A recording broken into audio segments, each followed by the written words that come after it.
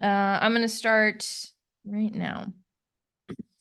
Hello, tough people. This is episode 11 of Tough Talks, where the gravel gets real. This is going to be our first interview episode for 2024, and the first time that Dave and I get to execute our new interview format with a little bit of an outline that we're going to do with some guests this year.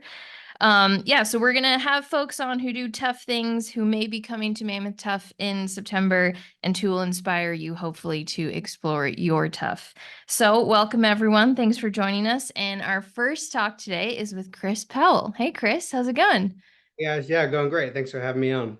Yeah, the first time I heard about you was doing the BWR Arizona and the BWR San Diego race coverage. You always were racing around the top pro women.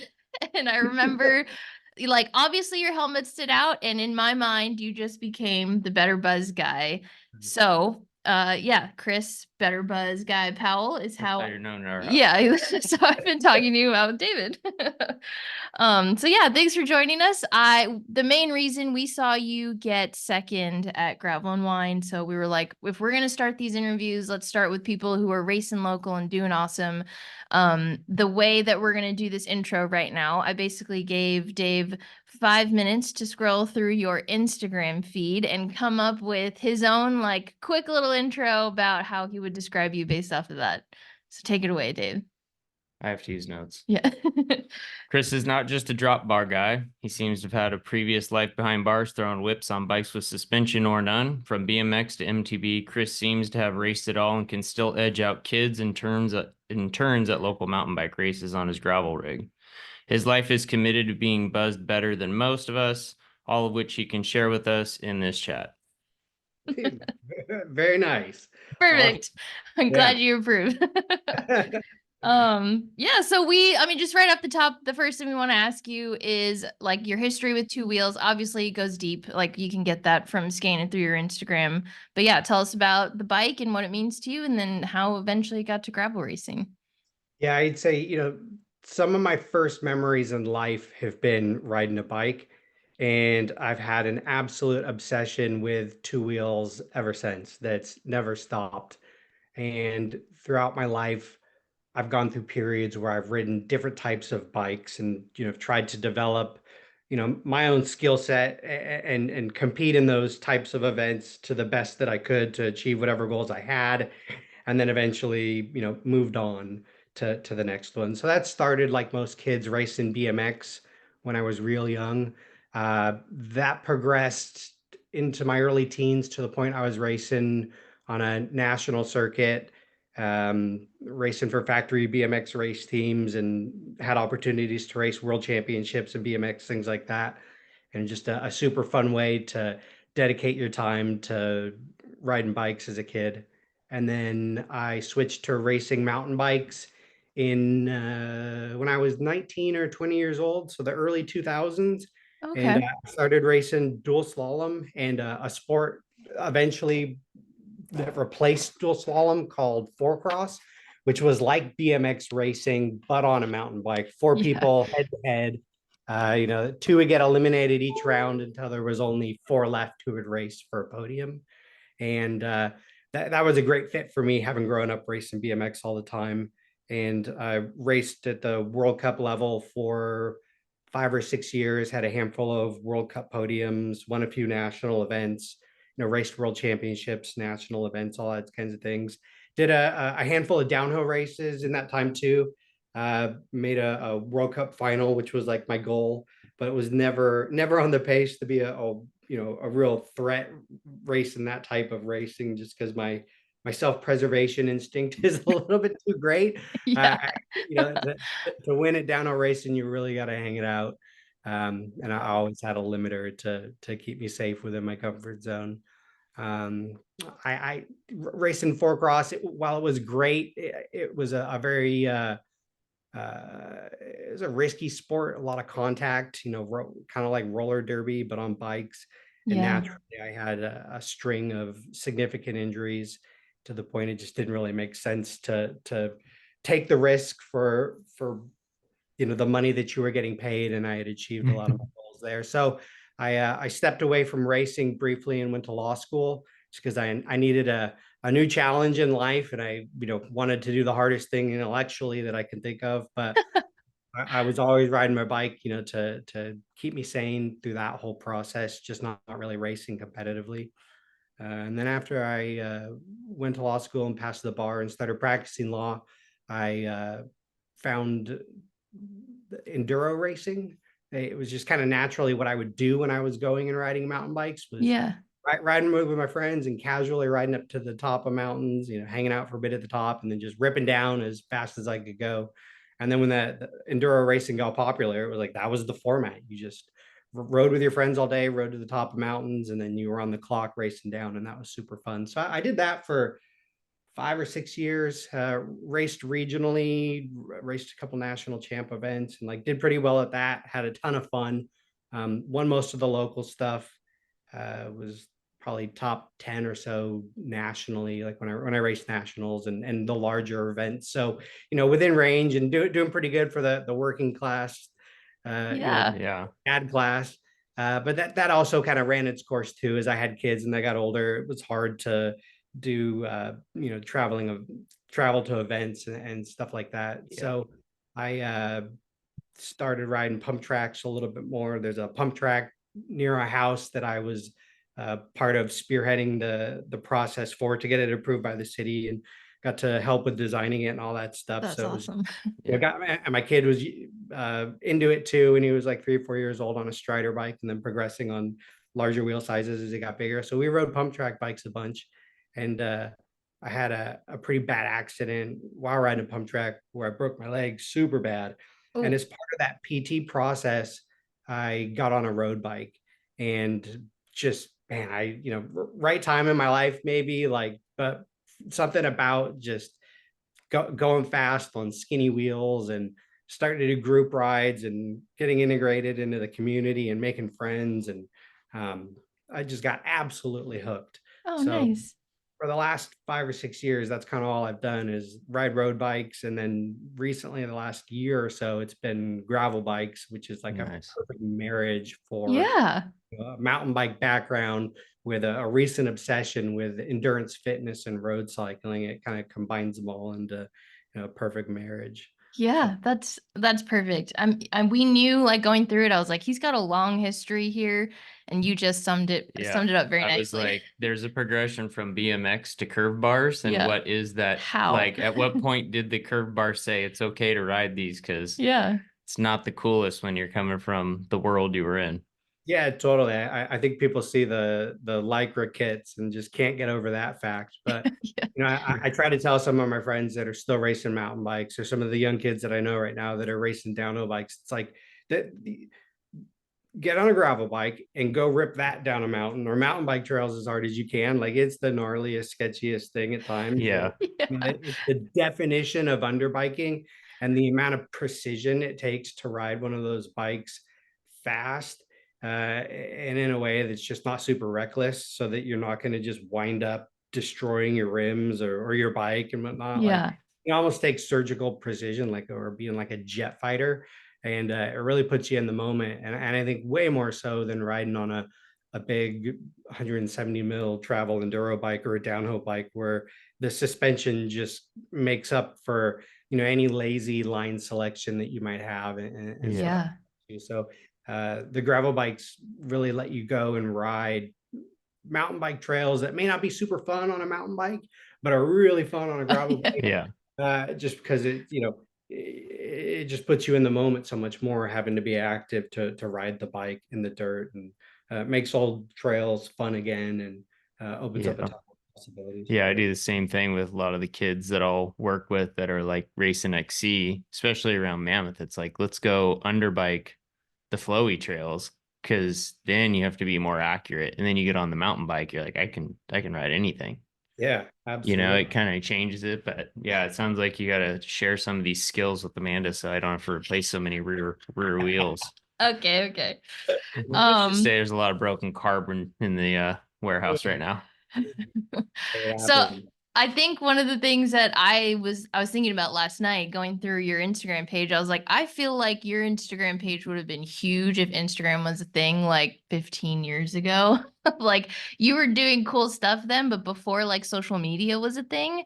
I mean, I had to get Dave to explain to me what Forecross was last night. I was like, Yeah, I was so like there's showing her old 4 people videos. When I going. was going through it like pretty quickly, I'm like, oh, Lopes is responding on things, Yeah. and like kids don't get that like these guys in this world of like forecross and stuff were still super fit. Where it's like when Brian was training and stuff and he's younger, it's like he'd come out to the local group rides and put on the adult underwear with pads in them and then like still crush people. And you're like, he's fast as hell everywhere, Yeah. and so Yeah, well, it's he's a freak of nature. There's few people like him out there that have the ability to ride any discipline and excel at it.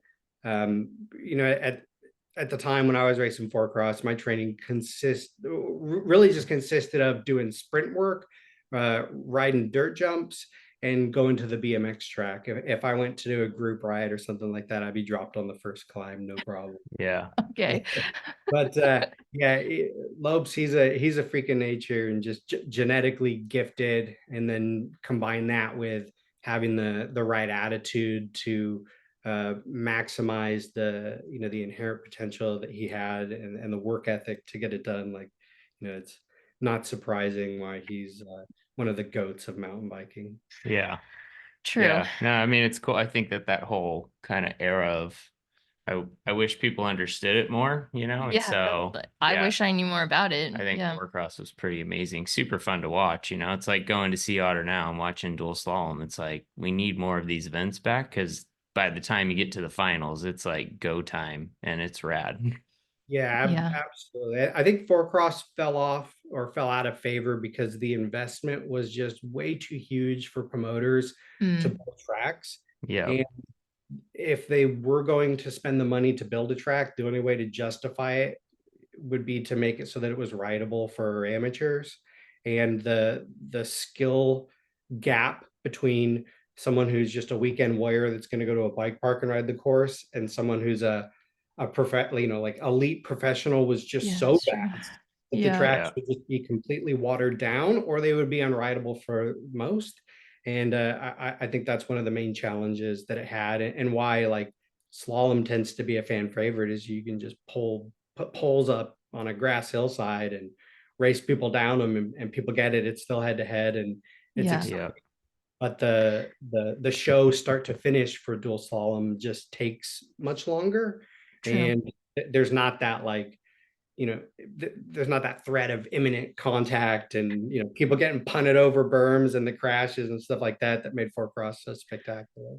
Yeah. I still have this idea in my head that eventually with TUFF, if I can get Mammoth to work with me on it, that I want to drop bar dual slalom as part of like the stage of the event over a few days at some point. But That'd be super fun.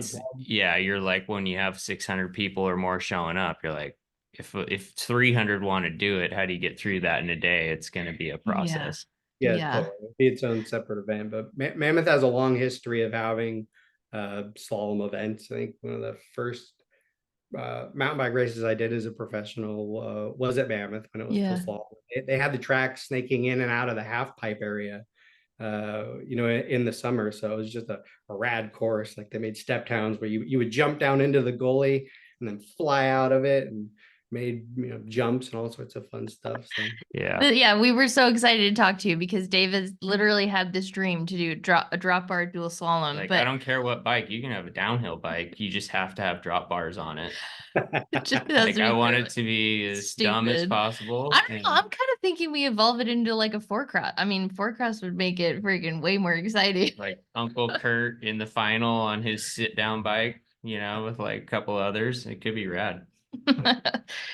Um, but yeah, so I mean, we could talk about that for hours. But one of the thing I wanted to ask you was, what was your first technically gravel event? Because was it BWR?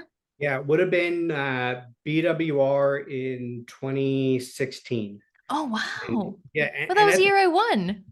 Nice. Yeah. Well, you beat me. I didn't finish. Oh, okay. You, you absolutely dominated me. Oh, I, at, 2016. Nice. yeah, at the time I think it was 2016. I was racing enduro a bit at that time. Um, I wasn't training a whole lot for endurance or anything like that. I mean, I would just go do like enduro rides. So maybe you'd have like 4 or 5 hour days on the bike, Mhm. but the amount of like intensity that you would do would be limited to, minutes at a time when you were doing sprint runs down a mountain. So I had no base training or fitness really to go and do an event like the waffle ride. And a couple of my friends signed up and encouraged me to do it. And naively, I said, sure, no problem. So I think I had a road bike, traditional road bike with like 25s on, and I rode like Perfect. 30 miles one day and then like 60 miles the next day. I was like, yeah, I can do You're this. ready. Oh my gosh. Like I just, overestimated like how far I could push myself and underestimated what a true physical challenge that type of event was. And Yeah. by mile 100 of 130 or so, I was like having an asthma attack, which at the time I didn't even know was asthma, but like I basically Oh, pushed myself to the point where like I thought I was destroying my body and like yeah. heart issues and I was a mess and like I never been like medically concerned for myself from exercising until Man. that event. And like I stopped and like got a ride home because like I literally thought that I'd like done damage to my body. Oh no. No, I think it's funny. Like I look back on it and like, what a cool experience. Like super humbling, first of all, to anybody that can just finish that event.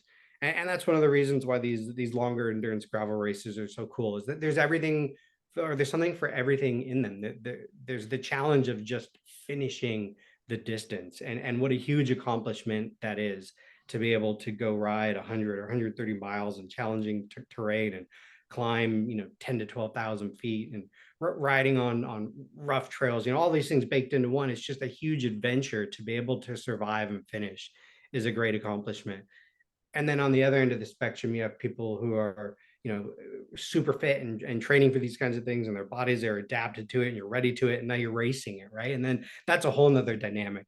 So for me, it's been fun to have the initial experience of just being totally humbled, not even being able to finish, to coming back. I think 2019 was my first year, like making an actual go of it, where I trained, Okay. was routinely doing 8 hour rides and things like that. And, I finished no problem, but wasn't super competitive in doing it. 100 something, whatever. Right. But like I finished it and had a good race for myself. And, that was exciting and kind of encouraging to keep training to try to do the best I could, racing against everybody. Hmm. I feel like all of these events now, anyway, like at some point we all have some sort of run in with Something. Yeah. something that, like, you start really questioning. Like, you're going to some dark places through the day, but yeah, like I've been to the hospital at Unbound now and probably scared myself a couple more times because it's just so hot and we're not used to that humidity coming from California. And then, yeah, you Yeah. get out there and you're just like, I can make the front group. And then at like hour 10, you're like, what is going on inside my body right now? Yeah, absolutely. You could bonk, nutrition, heat exhaustion, Yeah. all these kinds of things. Not to mention like all the other things that are going on outside of the dynamics of how the race is just unfolding itself with the people you're racing against. You could have navigation issues, you could have Oh, mechanical. always. So there's so many personal challenges that can and will arise, that you really can't plan for, because it's always going to be the most unexpected. So like you just do your best to bring as much with you as you can to problem solve when the unexpected Yeah. arises. But yeah, I mean So true. that's what's great about it, right? Is like choice for bike selection, tire selection, air pressure, what you're going to carry on you, how you're going to use the feed zones or stops, um, all those things into one. It's so much more than just I'm gonna go out and pedal for 100 miles. Like you got to be Yeah. prepared to be able to get Yeah. through all these challenges. And I think that for me, that's one of the things that gets me excited to go do them and keep them coming back, because it's not a routine event. It's different every single time. Yeah. And also too with other events, like if you're going to race like a BMX race or a slalom race or something, you travel to an event, you get to do a limited amount of riding, and you do a whole lot of hanging out, or even like a crit event for that matter on a road bike, right? Drive somewhere and do uh, a couple 1 hour races, and then but you're going to have an 8 hour day out there versus a gravel event. You travel to the race, and then you're going to do a 6 to 8 hour race. Yeah. It's active the whole entire time. Like Yeah. if you're a working person like I am, who's taking time off to go do it, or family person, you're taking time away from your family. Like you get the most bang for your buck when you're getting to actively compete and do the event for the entire time you're out there, versus just hanging out and waiting around. Yeah. Yeah. Yeah, that's a good point. I always think of them as just like there's a race at the front for maybe 20 people at a certain point. Otherwise, it's an adventure for most, and like Yeah. go have fun with it, try to take in the views, experience the new places, put a few new ones on the list for the year to go and check out. And then I don't know, it's kind of a fun community right now of people that are evolving in this world of gravel, it's definitely cool. Yeah. Yeah, But absolutely. I think, strategy wise, if you're serious about competing in the events, you want to stay as close to the front for as long as you can. But for us mortals who aren't doing this, as our day jobs, the reality is if you stay in at the front with the former World Tour pros, or the guys that are of that caliber, it's not going to happen. But you want to for as long as you can, just so that you wind up riding with a group that is at or around your fitness and skill level once you do get popped off that front group. yeah, And Yeah. then once you settle into with whatever group that is, it's super fun too, because you're gonna make new friends out there. You're gonna have to work together, help yeah. each other if needed, right? If you're following I the mean, for spirit of somebody that's only gravel. done this since 2016, you're explaining it Yeah. super well. I Like know. we actually, when we do camps and we talk to people about this stuff, and like I've coached athletes for over a decade, and you like try to break it down for me. Like there's so many pieces, but it's like get the free speed with people, settle into your group, make friends, like all of those things that you're saying. Like that's all part of the process when you're out there, and what kind of makes gravel so cool. But yeah, you're talking about being at the front end. I guess that kind of goes into this whole thing of like, for us with like recent results, we saw that you were like second at gravel and wine, and then Up there at Rock yeah, Cobbler. up there at Rock Cobbler too. And so yeah, anything with those experiences? Yeah, like two. I started, like I said, basically dropped and out of the race at my first one, and since then I think I've been just progressing forward uh, Yeah. in terms of results, and trying to do the best I can. I had was ninth at Cobbler in 2019, which Okay. was a great, was or 2021. Sorry, yeah, 21. A good result for me, and like that was real, like encouraging that like I could be competitive at least region.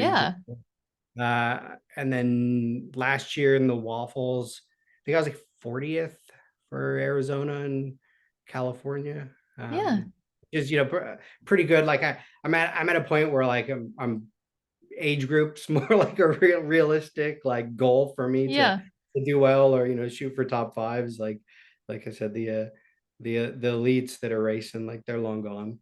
Um, Yeah.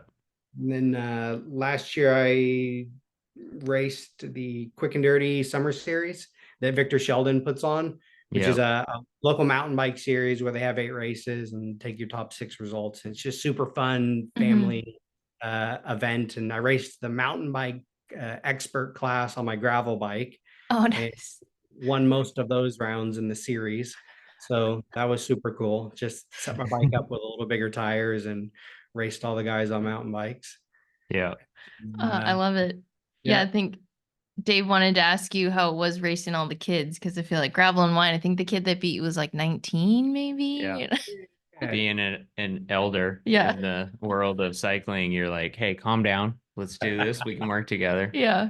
Yeah, totally. So yeah, and then gravel wine, that was second. Yeah, we had a small group of I think 5 of us pretty early on in that race. And yeah, they're Okay. all young, like 19, 20 something Kids. years old. Yeah.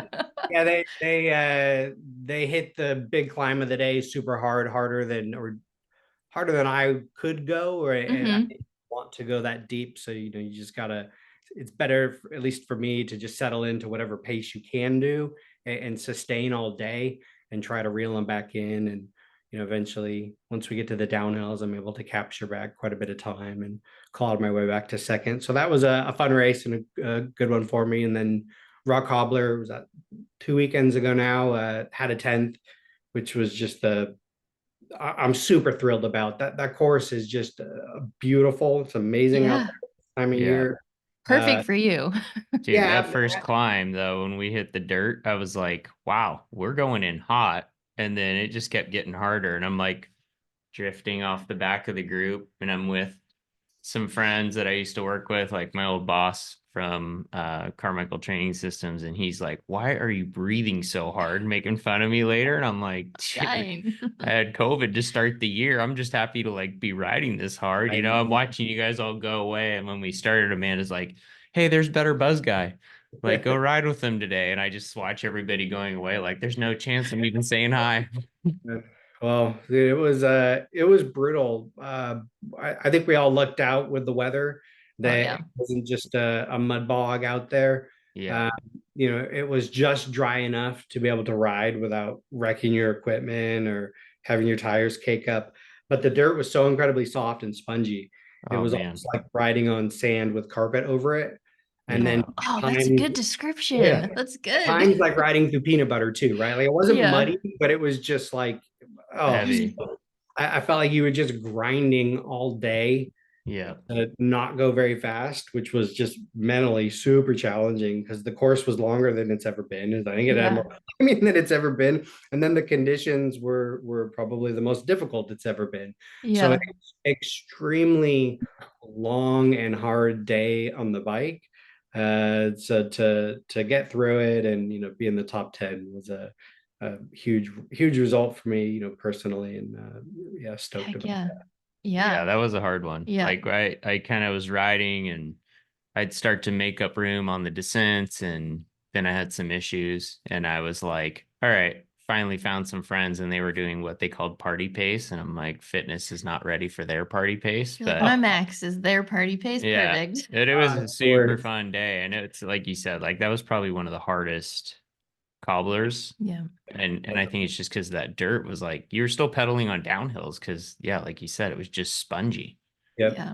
Carpet And over sand is Yeah, perfect. that's a good one. years past, we've done a lot of single track descents when we're out on Hmm. like the cattle lands and stuff like that.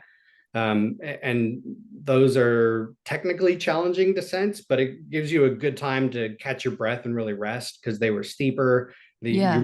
couldn't pedal much because you're on the side of tiny hillsides and things like that. But this year we didn't have any of those, probably because of they were surely they were just soaked and muddy down in those ravines and stuff like that. So like you said, yeah, the descents that we did do, they were mostly fire roads or roads, and you're having to pedal the whole time, Yeah. uh, just because the ground was so soft or the wind was in your face. So it was, I Yeah. think part of it, when I talked to Sam, he said because when they went out and checked some of the areas to cut this year, they found bodies from last year, so they didn't want to do that again. wouldn't be surprised. Yeah, serious. Well, one of the things we wanted to talk about is sort of just the topic of motivation in general. And I think talking to you, the main theme is you like to do tough things and you like to challenge yourself, but you kind of like go all in the stuff that you do choose to do. I mean, to go from like not finishing your first BWR to then, making it a goal and putting something on a calendar and saying you want to finish this and do well to like getting in the top 10 at Rock Cobbler and getting second at Gravel and Wine. Like you're doing really great at these local events and it's not something that you can just like on a whim go do, obviously. So we wanted to ask you, what drives you? What is the motivation to kind of not just do these things, but, put a lot of effort into it? Yeah, I like I'm just obsessed with riding bikes, and I have been always. And whatever kind of discipline within bike riding that I've been doing, I've always just had the drive. Like I want to compete and I want to do my absolute best at it. Yeah. So I think that's just, as I've evolved through different disciplines in cycling, like that's always been the same. So it's just the approach that I've had since I was a young kid racing BMX to now racing these gravel events. The difference is, and perhaps one of the reasons why I've gotten so deep into, my passion now for gravel racing is to do well at endurance events, whether that's road, gravel, or I suppose running or any others. Like you can't just do limited, targeted, specific training like you can with sprint events where you just need explosive power for 30 seconds or a minute.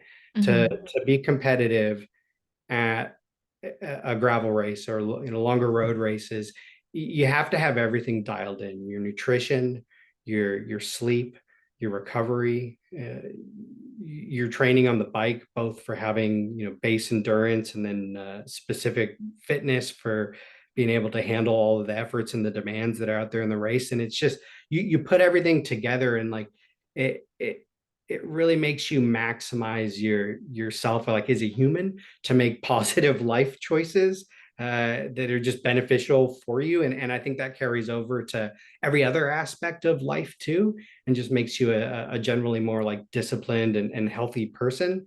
So I see like, positive impacts from that, and just my energy and my alertness at work, and handling daily life and all those things. The only challenge is to just balance the time it takes to train, and the commitment it takes to be able to be competitive at these kinds of events with all the other things that go on in life. Yeah, I love it. You're preaching to the right people. I mean, this is stuff that Dave and I talk about all the time. He coaches people, and it's always about finding that balance. And that's really what we want to do with these tough talks, is share real stories of people who decide to take something on at whatever level that means, but like just doing it. And I think you're a great, perfect example of that. So thank you. Yeah, Dave wants to get into some questions about Mammoth now. Yeah, we know there's a history there. So Yeah. you kind of mentioned it, like when it all started, but what is some of that experience riding up there? Because that's kind of the reason we chose the weekend of Tough that we did, is it follows the Fondo. We're working for this like month of endurance. Like the weekend after us is actually like a trail running festival. And so Yeah. it's kind of cool in September now with everything they're doing towards endurance events. But the Kamikaze Games and where they used to sit is where we have Tough now, which is why I need my drop bar dual slalom. Yeah. But yeah, we're just, yeah, like that history that you have up there, like I guess it's sharing some of that riding. Sure. No, I absolutely love Mammoth, both the town, the surrounding areas, and then the riding up there. And I've ridden, every type of bike up there. Yeah. I've never been up in the winter, but I've heard that's good, and I assume it is. But not too much a winter guy. Like, would rather ride my bike. But yeah, I started going to Mammoth in the 2000s when the Norba mountain bike series had races up there, as Yeah. well as they hosted national championships for gravity events in mountain biking there. So I raced there several times doing those, both dual slalom and four cross. Uh, when I was racing enduro, the Kamikaze Games were going on, and they would put on and a really great enduro event up there. Mammoth also hosted the USAC national championships for gravity Yeah. events up there as well. So those enduro races, I think I raced the California Enduro Series up there too. So have a lot of time riding the entire mountain, both racing or just having fun in the bike park or doing trail rides in and around the park.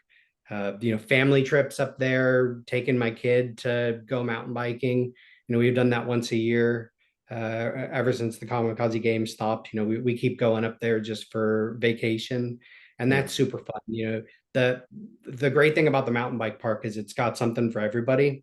Yeah. And I've ridden a lot of mountain bike parks, all over the world, and it's probably one of my favorite because it's so unique in that the different areas of the park have different trails that cater to all sorts of different people, and then there's everything in between, and there's a lot more opportunity for true trail riding with some lift assist than a lot of other parks that you go to. Like if you go to some of the traditional bike parks, it's usually just downhill runs or trails with jumps and stuff like that. And while Mammoth has those too, they've just got, I don't know how many miles, but probably hundreds of miles of trails that are all interconnected with the opportunity for lift assist if you wanted to just take a quick run up to the top Yeah. and then, spend hours weaving down the mountain, hitting all of Yeah. them. That's great. So I've even done rides like that with my kid, and he's 9 now. We went up last year, it was 8.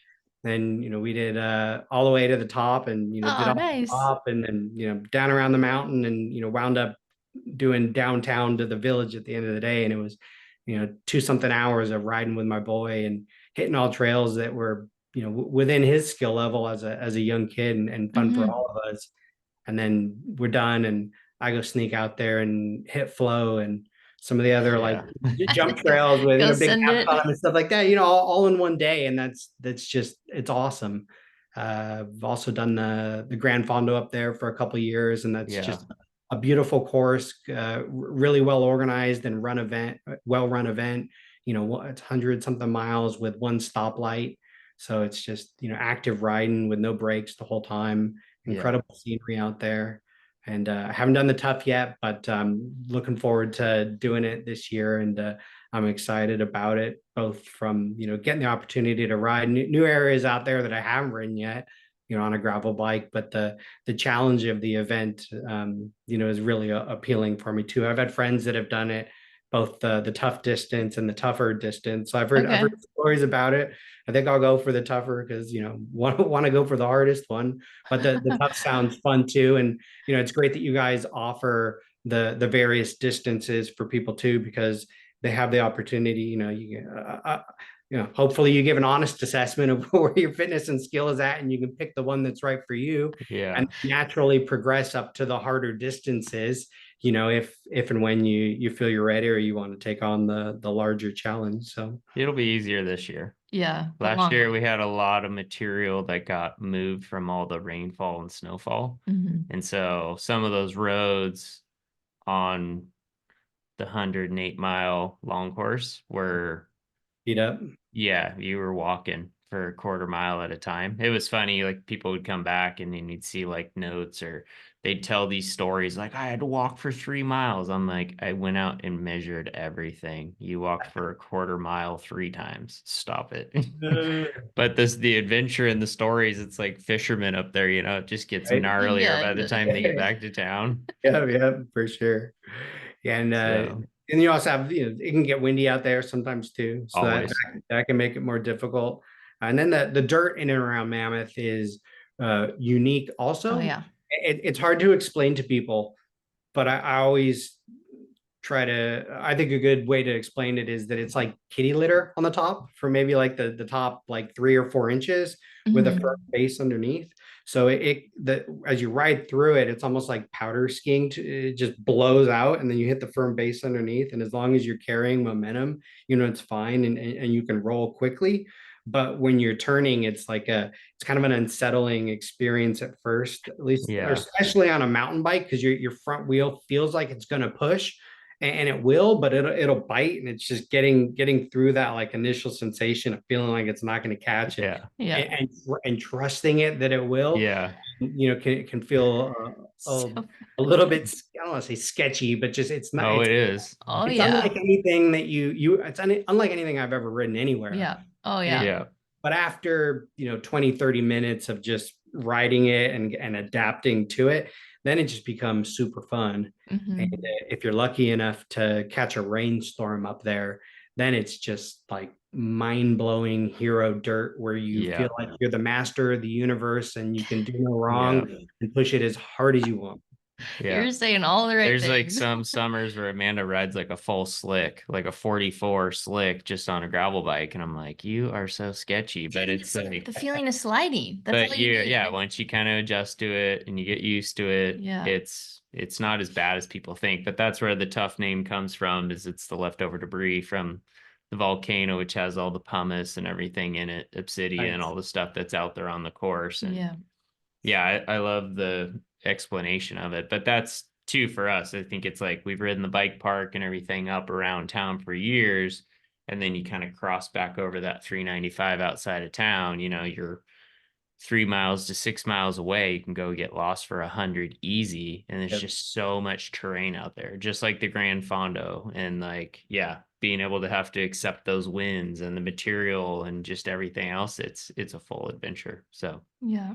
it's cool. It's a good description. Yeah, I think it's kind of cool that you were like the perfect person for this because you've ridden this evolution sort of the bike industry. And you know, when the heyday of the Kamikaze games and even the Norba events that were there and all of this stuff and Mammoth Tough, we think it's cool that it now sits on what used to be the Kamikaze game weekend and is now still the closing weekend of the mountain bike park. So we always tell people like come up and ride and then like just take chairlifts on Sunday. Like it's the perfect combination for that weekend.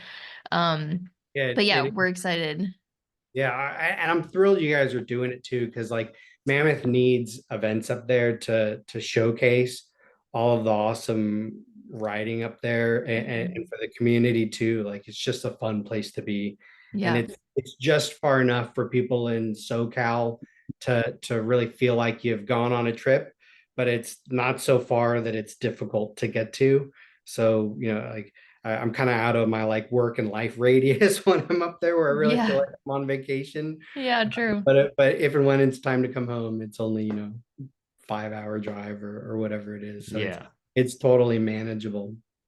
We kind of keep hitting on some of this stuff with yeah, like the material, and you're talking about things, and that really kind of helps noobs to the sport, but especially coming to Mammoth. But I kind of want to go back to like 2016 that you were talking, and I guess one of the questions that we always are interested in as people like get better at doing these longer events is like, if you could go back to that day at the first BWR, like what's one thing that you wish somebody would have told you for your first gravel event? Yeah. If you're gonna do 130 miles of mixed surface riding, you should be putting in like, at minimum, um, at least do a few centuries beforehand, right? Like, just ride. You don't have to ride the whole distance, but just be able to make 100 miles, even if it's just all on a road. Don't underestimate how challenging it is, and think that you can just effectively show up from the couch to do Mhm. the full distance. Yeah. I don't doubt that there's some people with like a David Goggins mindset that could just absolutely bury themselves and finish it in 12 to 14 hours. But for me, that wouldn't be like ideal or fun. Like to really, have a fun experience where you're not just like, hating yourself and and fighting demons the whole entire time. Yeah. Make sure that you're like, treat the distance with respect, and have time on your bike, lean into it. Yeah. I'm always Perfect. amazed. Like the very first time I went to DK, or what's now Unbound, I just remember finishing and like going back, calling Amanda, taking a shower, like, you got to come here next year, you can win. And like going back downtown at night and staying out there till like midnight to watch this like party and hang out. And like they leave the course open till 2:30 a.m. And you're like, we started at 7 and Yeah. there's people still finishing that late. And I'm like, how do Yeah. you do this? Like I was done at like, you know, 12 and a half hours or whatever it was first year. And you're like, dude, you guys been riding like so long. It's Time. insane. Like, and that commitment, yeah, it's some of those people. I'm like, you can be undertrained as a coach. I always say like you'd rather be undertrained than overtrained, but you definitely want to be prepared what happens as you get into those later hours. And like you're saying, doing those longer rides, it's huge. Yeah. Just to be able to like, how do I eat and drink past hour 3? Yeah, big time. And so much of being able to finish event is managing nutrition and hydration. And that's, besides getting base fitness from doing those longer rides, that's part of the reason why you want to do the longer rides, is just to see how your body reacts to it. Uh, get an idea for not only when you should eat, but what you should eat. That's important too. And then have an idea of what you'll need on race day to take with you to be able to get to the finish line, so that you don't just bonk or Yeah. crack, get Yeah. dehydrated. Yeah. Yeah. Perfect. All right, our last segment is tough stuff. Firstly, since you are Chris Better Buzz guy Powell, tell us about Better Buzz. It's obviously on your helmet, so give us a little bit of the backstory on that. Thanks. Yeah. So Better Buzz is a San Diego based coffee company. We have a chain of cafes. I think we're up to 24 now. This Wow. year, we just expanded into Orange County with locations Oh, in San Clemente and Laguna Hills. And we just opened our first in Phoenix and North Central Phoenix. And we have a lot more coming in the pipeline in the Phoenix area, Orange County, and then more in San Diego as well. So the company started in 2002. A friend of okay. mine I actually met riding mountain bikes, Oh, racing each other on Strava. He and his wife started the company out of just as a coffee cart. And for 10 years or so, they had kiosks at a couple malls in San Diego, a few coffee carts. They manufactured coffee carts for other people as well, had a oh, cool. private label roasting where they were roasting beans for cafes, things like that. They trained people that they sold coffee carts to how to run the carts in the businesses and make coffee and stuff like that. So they kind of had their fingers in everything. And then in around 2012, they had two brick and mortar locations at that time. The cafes were doing really well, and they just went all in. And that's around the time I met the owner too, riding mountain bikes, and I started doing their outside legal work as things came up with Okay. registering trademarks or reviewing a couple lease agreements, things like that, and got the opportunity to help them grow, over like a 5 or 6 year period doing the outside work. I think they had 8 locations, and then in 2019 they asked me to come on board to be their in-house attorney. And I always joke with my friend like, I think I got the I think I got that title really because I went to law school. Like our company's not really of the size to justify having a full-time, in-house attorney or lawyer on staff, but it was more so like the opportunity for me to come in and be actively involved in the day-to-day aspects of the business as needed, whether that's helping the HR team or the ops team.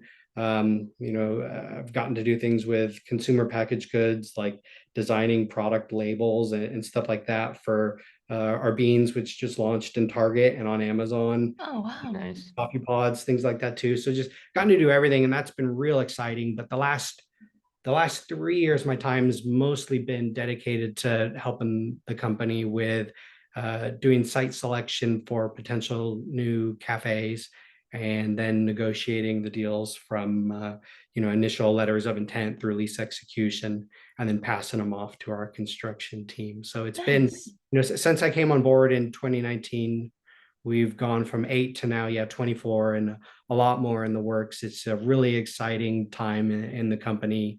The buzz is is pretty great, and we're getting Yeah, really really fun things, and we've been well received everywhere we've gone. So it's that's awesome. it's fun every day to go to work, and I think that's super important. And then on top of that, I get to ride my bike to work a couple days a week, and it's a beautiful commute down the coast, to where our headquarters are in Hillcrest. So I no Yeah, that's no cool. complaints about my day to day and getting up to work. That's rad. And so you did it say Better Buzz on your helmet at Rock Cobbler? Do you still have Yeah, that helmet?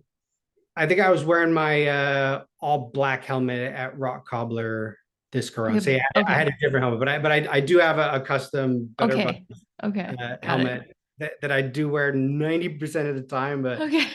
it's so beautiful. I'm afraid of wrecking it. And when Oh, yeah. the Yeah. conditions were so muddy, I was like, yeah, I don't know how this will look after that. So Oh, I that's was, perfect. It's yeah, almost like determine the level of sketchiness by whether or not Chris is wearing his Better Buzz helmet. How high is the buzz? Yeah. Oh, the buzz is off today. yeah. Oh, Oh that's man. rad. Cool. Yeah, thanks for sharing that. I figured you were probably part owner, and Thanks yeah, for that's a asking. great story. Yeah, yeah. Yeah, we gotta have we do a large raffle Sunday. It's kind of one of the things we pride at the event. And so Sunday morning we try to do this before everybody heads out of town, get them all back to their places by 11 for checkout. And then we do like, here's anything that was found at all the aid stations, come to the raffle, get your tickets, and then we can give money back to some of the local like MMCF, the kids that are ski racers or snowboarders trying to go to like X Games, and mountain bike team, and then MLR, which is like some of the trail systems up there and who's maintaining things. But we always try to get a bunch of product from the industry get things out there. So if there's things you want to share with the buzz this year, Yeah. feel free to Yeah, we'll help. throw some things in so we can share the buzz, because it's definitely a fun one. And I think, yeah, like this crowd of San Diego and Orange County and LA coming to Mammoth, it's pretty, yeah, it's good. Yeah, it's cool. Yeah, I can make it happen. Be happy to. It's Cool. cool to help support you guys and all the causes in and around the mountain. Yeah, thanks. I got questions for you guys. Oh wait. Uh-oh. Okay. Okay. We'll end. You guys. Okay, I'll end with the bike, but you can ask. Go Yeah. ahead. Yeah, okay. Well, no, it relates to the bike. What tires Okay. am I for tough? Oh. What As you tires can do you go. want? Yeah, so we usually say like start with what your frame capacity is, like how wide Yeah. you can go with your frame, and then scale down from like bike handling ability. Because some people are terrible, and so they need more Like you can surface get away area. with a 38 up there. Yeah, if you wanted to. You know, if you can pedal a certain power and get through things, like it rides fine. But Right. if you want to be comfortable, 40 plus is the Fun. way to go. And so, yeah, like if my bike fits up to a 55, like I just ride 44 to 48 all the time up there. And it just allows for Yeah. ease of getting through sections that do get soft.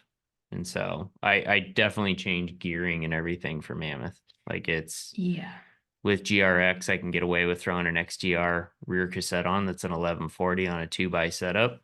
Yep. So I can climb anything, and with a 48, I can ride anything. So there's a few spots you might have to hike here and there, and we purposely put those in on the shorter course so people get to experience all of it. But for the most part, you can ride anything up there with like 40 plus. Yeah, but a 48's fun. And Renee Hurst makes the Oracle Ridge, which is a 48, and that's my go-to just because Slick, right? you float. Like, well, they make a knobby, That and then one's the yeah, knobby, the yeah. slick one is like she'll ride the slick one up there sometimes, which, like I said, I think it's a little nuts because I like to lean into things a little heavier. But if you're But comfortable with sliding, yeah, the slick is fun. yeah, There's nothing that gives me more like stress and anxiety than tire choice. Okay, okay. yeah, it's like Even if I in this know the world, course, like it's just Okay. in this world of gravel, it's like the funniest thing because like I'll go to friend, like if we go out to Kansas, it's like go to a friend's house and it's like you guys live in the Flint Hills, and yet still it's like here's the 40s, here's the 42s, and you're like they're all the same. Yeah, they just nerd out on Just it. we get so overwhelmed with this tire thing in the world of gravel, and everybody wants to know like the pressure, and you're like it depends on what the casing is, and then but it is the so level of funny. things. But at the same time, too, like you got to be in the ballpark with all of those factors combined. If you're comparing your setup to someone who's of equal skill Yeah. or fitness as you too, right? Yeah. So the challenge of deciding, casing, size, tread, so which is going to impact rolling resistance. It's just balancing all those factors into like, all right, what am I running? So yeah, it's always like, did I choose too much tire? right. Is the like I want to go to the extra lights. Like I'll ride the Renee Hurst extra lights up there a lot because the casing doesn't have to be, there's so much pumice and it's soft as long as you're not riding in a ton of obsidian areas that are jaggedy. Yeah. Like the extra light casing is amazing, and they're super light tires and they roll really well. But if you want to not have to worry about it and you're a little heavy on the wheels, don't choose an extra light tire. Yeah. Go with something that has a little more. Gotta get to the finish line. I think my go-to is a Pathfinder front and rear. Yeah, So it's a good tire. Either 38 or 42, depending on the course. The printed width also is different than the actual measured width, depending on what wheel you're running. If you have a wider rim, it's going to blow up a little bit bigger. So I'm running 25 mil internal rims to Roval, Zip, and a handful of others are using. And I think a lot of companies are going to start to go to that wider format too. It tends to blow up higher or in around 2 mils larger than the printed width. So a 38 is really a 40, a 40 is a 42, and so on. Yeah, that's what Amanda has that with the GRX wheel, 25 internal, 48 tire, and it's like, is that a mountain bike? Yeah. Blows up nice, I'm sure. Good volume. Yeah. But if the course is going to have a lot of, like mountain bike trails, and you're going to really be pushing hard, and like you need a little bit more predictability out of the front tire as you're descending, and I'll sacrifice some rolling resistance and put something with a little bit of tread on the front. like a specialized tracer or a IRC double cross is a great front tire too. And then maybe leave the semi slick in the back so it's still fast. Oh, nice. Pathfinder is a good tire for Mammoth. Yeah. Like I ride a lot with a local kid up there that's all he rides. And so yeah, he'll ride the 42 and it pumps up to a 44 on the 25 internal and Nice. zero problems. Yeah, hard to go wrong with that tire. Good. Yeah. Does everything well everywhere. Yeah. And it's super fast on the road. Like that's the cool part about it. And then it has the bite when you need it, but Right. perfect for a Mammoth. Cool.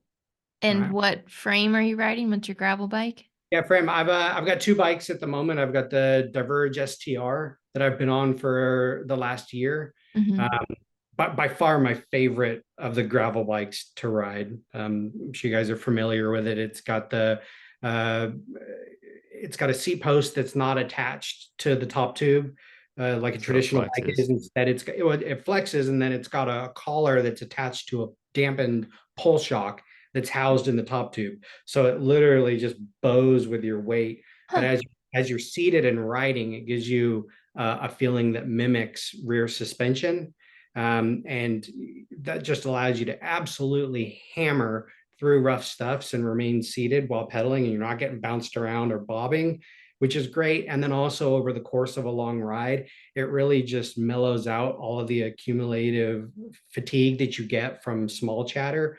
So it's just an absolute, magic carpet feeling to ride that bike, coupled with the suspension under the stem of the future shock on that also takes out the accumulated fatigue. It softens real hard square edge hits, and while it's not like traditional mountain bike suspension, it kind of mimics that feeling. And I think it allows you to charge much harder down hills, or just it also just brings your comfort level up so that you feel like you can ride safely at a higher speed, and you don't just feel like you're instantly out of your comfort zone because the bike doesn't get overwhelmed so quickly. So I ride that bike, the majority of my time when I'm doing gravel riding, for just because it's fun and I enjoy riding it the most. But Does it remind you of the old Gervin stems from like the 90s? yeah, sort of. It's a different sensation on the Future Shock. On the Future Shock, the bars, the suspension is under the stem, so Yeah. they go down on the same plane. The bars Yeah. themselves don't move, like the hood You don't stays. feel like you're Oh, gonna yeah, get they ejected don't like the old dive at ones. all. Yeah. So it's a unique feeling for me. I leave it unlocked the entire time. I can't live without it. I love it so much. I got a Roubaix road bike because I wanted that sensation on a road bike too. It's Yeah. just I'm a fan of it. I recommend you try Yeah. it. Uh, Yeah. but if I'm going to go to a race that's got a lot of road riding on it, and it's not super technically challenging off-road riding, I have a Crux that I'll race. Okay. But it's lighter. It's set up more kind of like a road bike. So that's kind of like the all-out speed weapon for lesser challenging events. But compared to the STR, it's a much more brutal ride. I've tried to soften it some by putting a flex stem on it. There's a handful of companies out there. Yeah. Redshift and the A good others. one, Redshift. Yeah, I've tried them all.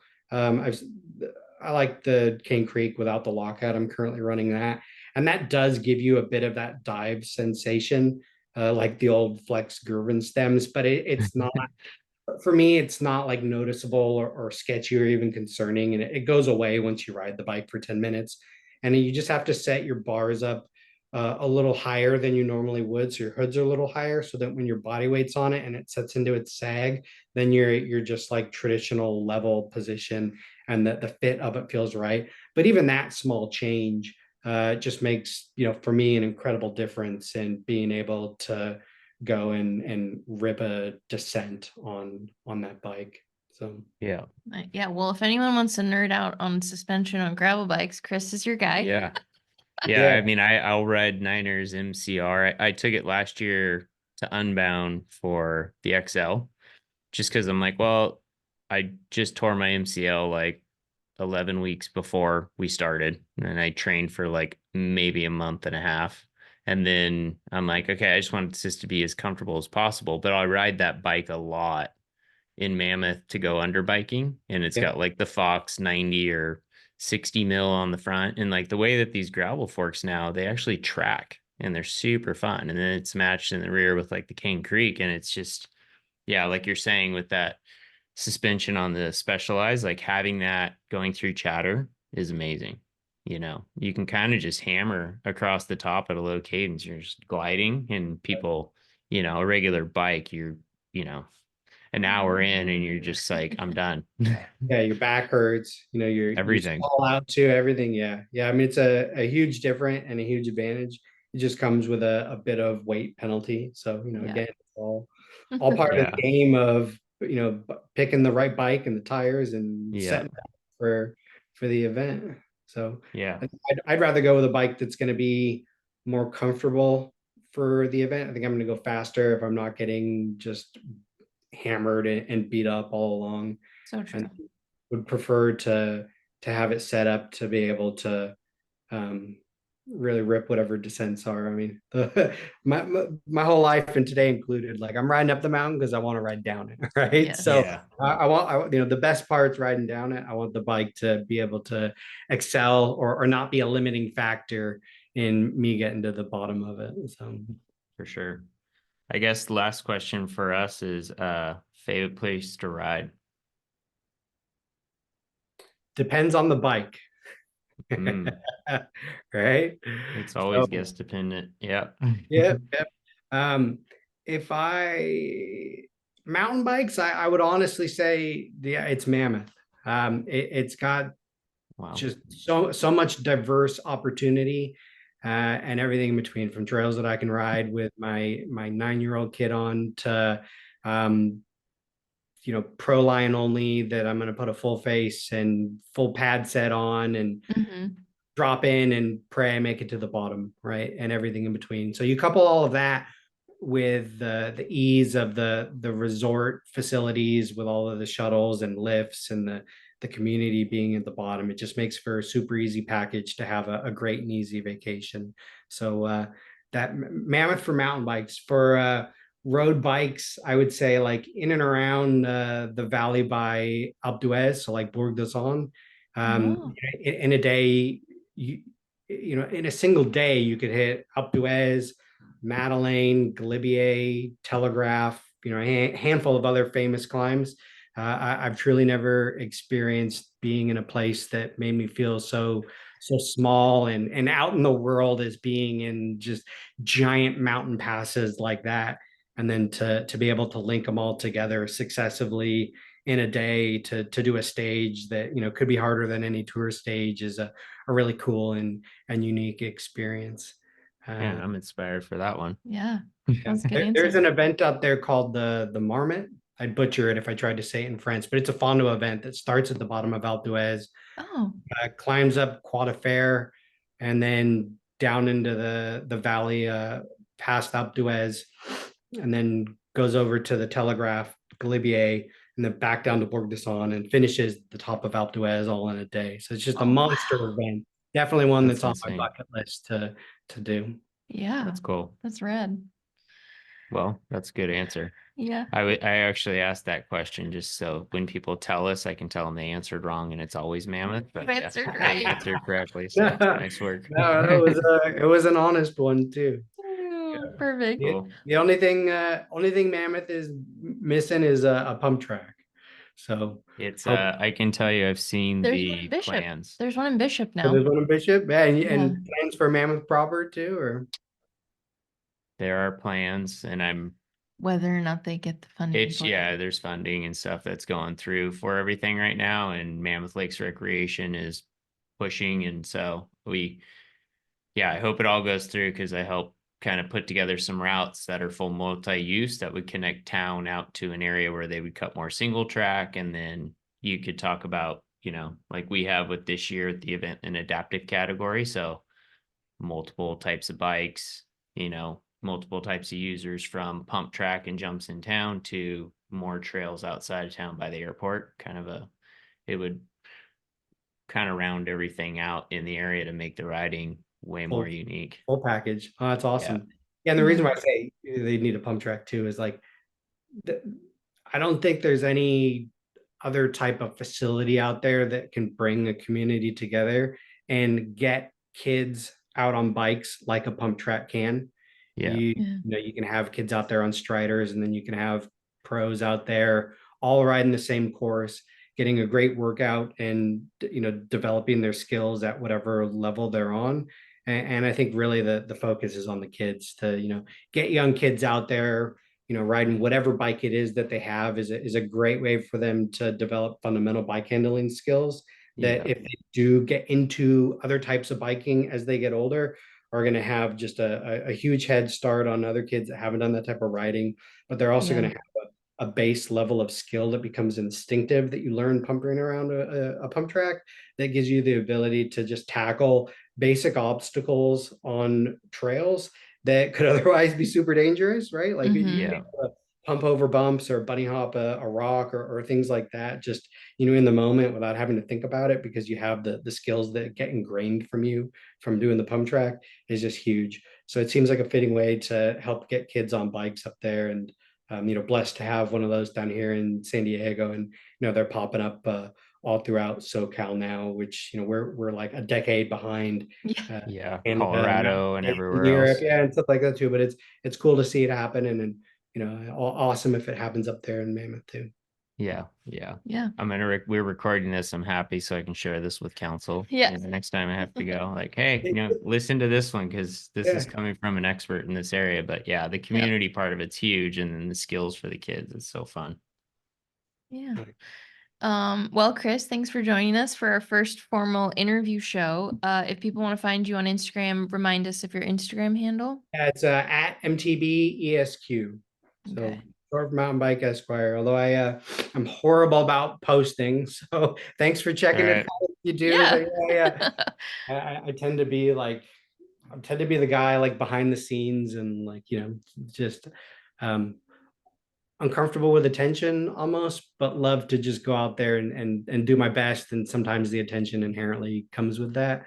So I tend not to post a ton on the socials, but from time to time, you know, it's fun to share. So Hell it's yeah. fun to Yeah. show my kids because they think, Yeah. you know, if you're not on Instagram, it's, you know, not, it never happened. So Right.